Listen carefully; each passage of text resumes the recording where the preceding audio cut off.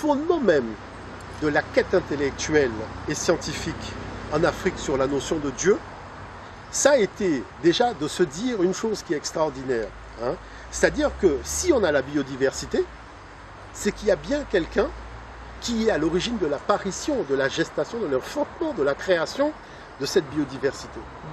Maintenant, la question c'est, est-ce qu'il y a eu plusieurs personnes, donc plusieurs êtres supérieurs, qui ont chacun créé un élément, c'est-à-dire est-ce qu'il y a eu un dieu pour les cocotiers, un dieu pour les manguiers, ou est-ce qu'il y a eu un seul être qui a conçu la totalité de la création? Et en faisant une analyse scientifique, ils se sont rendus compte qu'en fait, il y avait un seul être à l'origine de tout. Mais la nature de cet être, c'est que chaque fois qu'il a créé quelque chose, la chose a préexisté à son existence. Ça veut dire quoi? C'est-à-dire qu'on insiste beaucoup sur le fait que Dieu a créé l'homme. Mais ce n'est pas ça qui est important. L'homme a préexisté à lui-même. Ça veut dire quoi? Ça veut dire que Dieu a créé les conditions préexistentielles de l'humanité avant d'engendrer l'humanité. Et c'est ça qui fait la particularité du discours sur Dieu dans le cadre de la cosmothéologie africaine. Donc tout de suite, non seulement ils voient qu'il y a un Dieu unique, ils disent que le soleil, c'est-à-dire la lumière, est la manifestation de la présence, c'est-à-dire ce n'est pas le Dieu, mais c'est sa manifestation. Or, il y a un seul soleil dans le ciel. Donc, deuxième information, on a Midou Netcher, c'est-à-dire les paroles de Dieu, puisque Netcher n'est pas au pluriel. Et troisièmement, on voit les rois qui sont dits Sarah, c'est-à-dire fils de Dieu, noter leur nom dans un cartouche, qui est le chêne, et on vous dit que le chêne représente l'univers. Donc c'est un cercle, d'accord? C'est un cercle. Et le nom du roi est inscrit au centre du cercle. Moi, je pose une question. Quand on fait un cercle, il y a combien de centres? C'est-à-dire combien de centres qu'il y a dans un cercle? Il n'y en a qu'un seul. Hein? Donc à partir de là, on voit bien que les choses sont scellées. C'est-à-dire que la notion d'un Dieu unique qu'ils ont appelé Wa, Wa c'est le chiffre 1 en mathématiques, quand on parle de Médou Netcher, donc de l'égyptien ancien. Wa, les anciens ont été jusqu'à appeler Dieu Wa, c'est-à-dire l'unique. Et quand ils ont dit dans les textes que votre Dieu est le Dieu unique, il n'y en a nul autre mis à part lui, c'est une information qu'on retrouve dans plusieurs textes sur papyrus, qu'on retrouve par exemple dans l'hymne d'Akhenaton qu'il a fait à Aton, donc c'est-à-dire la manifestation de la présence de Dieu qu'il a appelé Aton, mais qu'on va retrouver dans la Bible, dans Marc et qu'on va retrouver dans le Coran. Donc on voit bien que l'information qui a été conçue dans le cadre d'une réflexion spirituelle africaine, cette information a servi de base à la réflexion des autres types de spiritualité, et ces autres types de spiritualité disent elles-mêmes qu'elles se sont nourries, c'est-à-dire que le lait, le sein de la maman africaine, ben c'est ce lait-là qui sont venus téter. Et c'est comme ça qu'on dit que Moïse a été initié par Pharaon à la connaissance du divin. C'est-à-dire qu'il est venu téter la substance spirituelle de l'Afrique.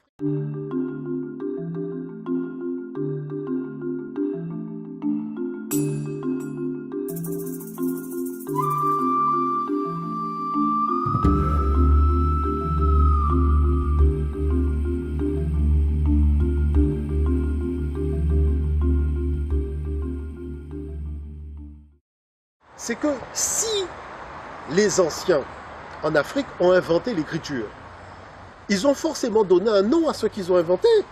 Parce qu'on s'aperçoit que, par exemple, l'Europe, qui n'a pas inventé l'écriture, puisque l'écriture procède des Cananéens, de l'aveu même des historiens européens qui font autorité, je veux parler d'Hérodote ou de Dior de Sicile ou d'autres, ils disent que ce sont des Cananéens, qu'ils appellent des Phéniciens, qui avaient apporté l'écriture à des Noirs qui vivaient en Europe avant l'arrivée des Indo-Européens. Et les Indo-Européens envahisseurs sont arrivés au moment où il y avait cet échange d'informations. C'est pour ça qu'ils disent qu'ils ont appris cette technicité auprès des Pélages, les Pélages qui étaient déjà là. Et même l'écriture latine n'est pas une invention de la gestation intellectuelle des Indo-Européens, parce qu'il y avait un peuple qui était déjà là, un peuple négro-africain qu'on appelait les Étrusques, voyez. Et moi, je veux bien qu'on discute. Mais le problème, c'est qu'on a quand même analysé l'ADN des sépultures des Étrusques, et on a bien vu que cet ADN ne correspondait pas à l'ADN indo-européen. Donc, je dirais là-dessus, il n'y a même pas matière à discussion. Bon. Donc, s'ils ont inventé l'écriture, il y avait un nom pour l'écriture. Hein, puisque dans les textes grecs, il n'y a pas de nom pour l'écriture.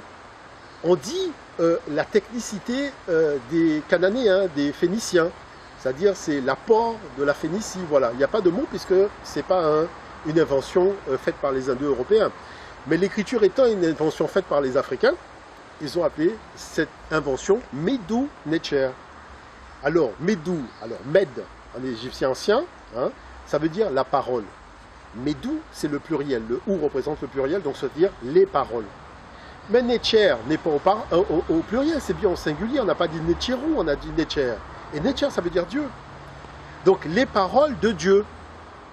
Donc, quand nos ancêtres en Afrique ont inventé l'écriture, ce n'était pas pour faire des calculs comme en Mésopotamie. Il faut quand même être un minimum honnête.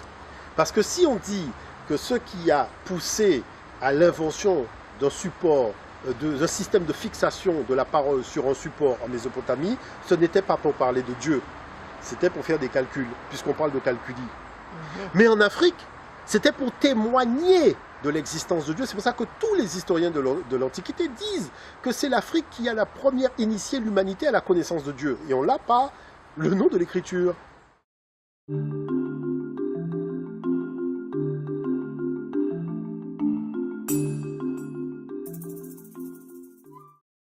Voilà que les Grecs arrivent en Afrique et découvrent des textes sacrés sur papyrus qui vont appeler Biblus. Parce qu'il y a quand même des choses extraordinaires. Tout le monde a un dictionnaire.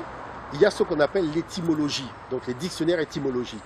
N'importe qui prend un dictionnaire d'étymologie, qui va regarder le mot Bible, la définition et l'étymologie du mot Bible, se retrouve transposé directement en Afrique avec la notion de texte sacré sur papyrus. Alors la chose c'est quoi? C'est-à-dire qu'on vous dit écorce de papyrus, c'est-à-dire Biblus, ça provient de l'utilisation des écorces de papyrus. Il faut arrêter de nous raconter des histoires. Le grec qui est arrivé en Afrique a bien vu que les papyrus servaient en fait à la confection du support. C'est pour ça qu'on appelle le support papyrus du nom de la plante.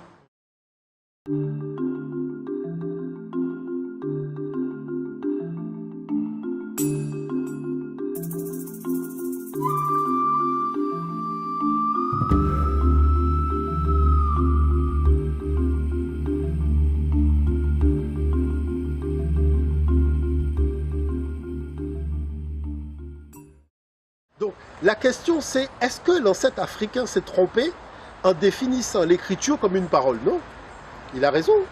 Il a voulu simplement fixer définitivement la parole de Dieu.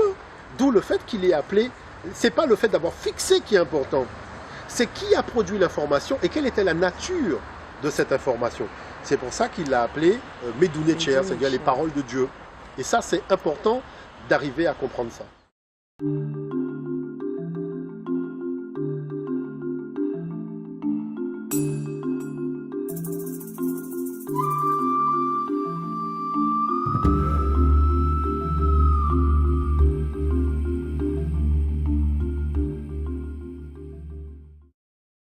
C'est-à-dire la gestion de la relation entre Dieu perçu comme l'infini et l'homme perçu comme le fini. Et si le fini représente la matière, est-ce que le fini peut avoir une discussion avec l'infini? Non. Donc il faut que la part qui représente l'infini dans l'homme, c'est-à-dire l'esprit, engage une relation avec, je dirais, l'infini qui est à l'origine de la création de tous les êtres. Et c'est cet infini qui est l'esprit de l'homme qui doit hériter de l'immortalité, c'est-à-dire de la vie éternelle, tandis que la dimension de la matière, elle est appelée à disparaître. Donc on voit bien que dans le discours théologique qui a été élaboré à l'époque en Afrique, il y avait un sens réel des choses qui servait d'inspiration aux hommes, puisqu'il n'y avait pas d'intégrisme religieux, il n'y avait pas toutes ces problématiques de conflit, et pourtant chaque temple avait sa dimension théologique qui était, je dirais, qui venait en fait tout simplement en complémentarité de la grande pensée théologique qui permettait de cerner Dieu, non pas dans ce qu'il était, dans un aspect particulier, mais dans la globalité de ses aspects.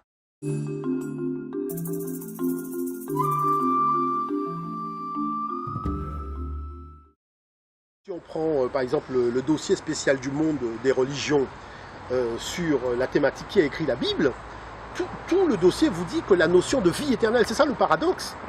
C'est-à-dire que la notion de vie éternelle, la notion de paradis, la notion de ressusciter d'entre les morts, avant le contact avec l'Afrique, personne n'avait cette information. C'est pour ça que, ayant reçu cette information, l'Occident a fait quelque chose qui dépasse l'entendement, c'est le Nouveau Testament. C'est-à-dire Dieu a un Ancien Testament, un Testament du milieu, un Testament de la fin. C'est-à-dire que, on va où là? Dieu, quand il a créé l'univers, il n'y a pas eu deux Big Bang. Il n'y a pas eu l'ancien Big Bang et le nouveau Big Bang. Il y a eu un seul Big Bang.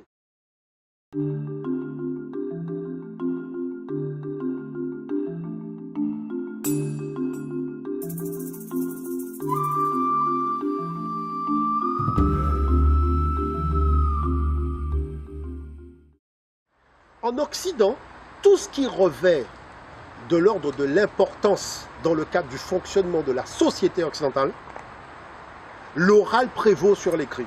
C'est-à-dire quand un président prête serment, c'est verbalement, c'est-à-dire c'est sa parole qui l'engage. Quand on est dans le tribunal, c'est la parole qui engage.